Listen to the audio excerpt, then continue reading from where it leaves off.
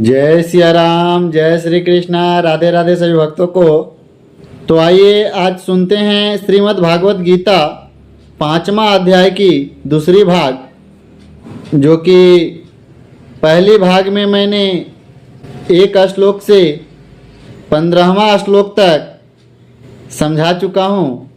15वां श्लोक में सर्वव्यापी परमात्मा न किसी के पाप को और न किसी के शुभ कर्म को भी ग्रहण करते हैं, किंतु माया के द्वारा ज्ञान ढका हुआ है।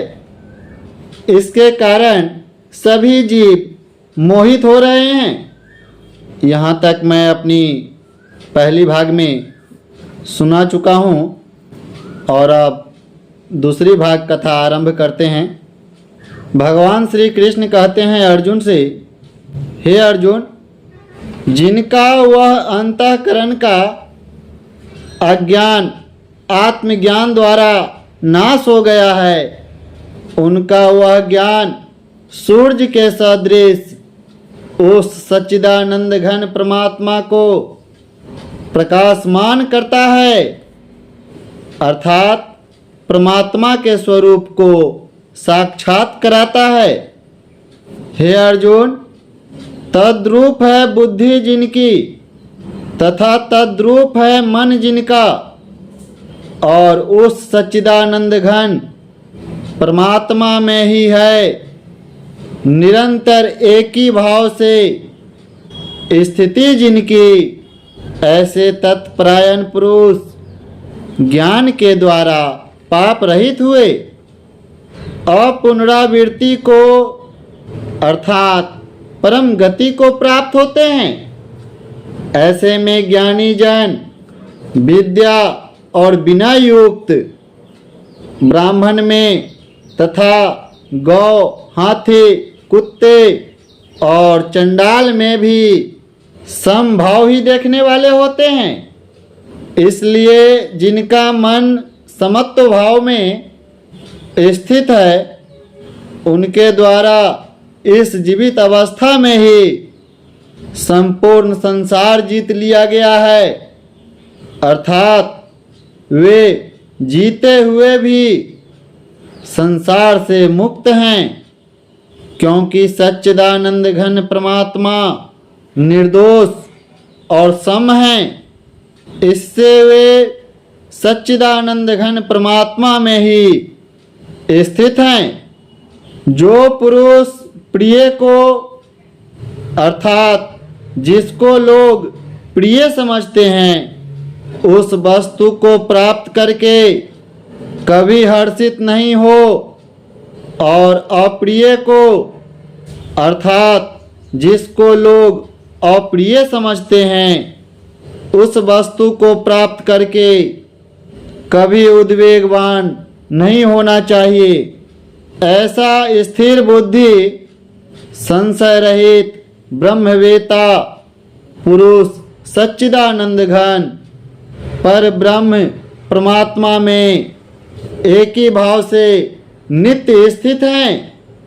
बाहर के विषयों में अर्थात सांसारिक भोगों में आसक्ति रहित अंतःकरण वाला पुरुष अंतःकरण में जो भगवत ध्यान जनित आनंद है उसको प्राप्त होते हैं, और वह पुरुष सच्चिदानंद घन पर ब्रह्म परमात्मा रूप योग में एक ही भाव से स्थित हुए अक्षय आनंद को अनुभव करते हैं। जो यह इंद्रिय तथा विषयों के संयोग से उत्पन्न होने वाले सब भोग हैं, वे यदि विषयी पुरुषों को सुख रूप भासते हैं तो भी निसंदेह दुख के ही हेतु हैं, और आदि अंत वाले अर्थात अनित्य हैं।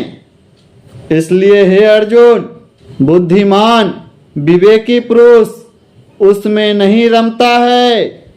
जो मनुष्य शरीर के नाश होने से पहले ही काम और क्रोध से उत्पन्न हुए वेग को सहन करने में समर्थ है, अर्थात काम और क्रोध को जिसने सदा के लिए जीत लिया है वह मनुष्य इस लोक में योगी है और वही पुरुष सुखी भी है।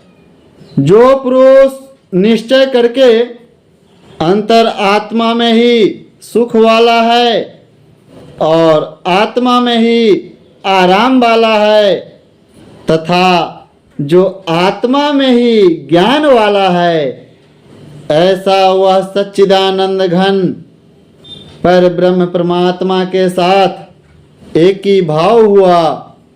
सांख्य योगी शांत पर ब्रह्म को प्राप्त होते हैं।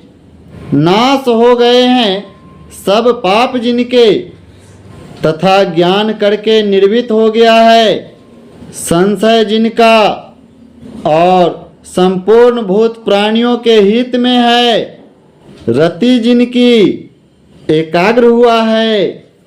भगवान के ध्यान में चित जिनका, ऐसे ब्रह्मवेता पुरुष शांत पर ब्रह्म को प्राप्त होते हैं।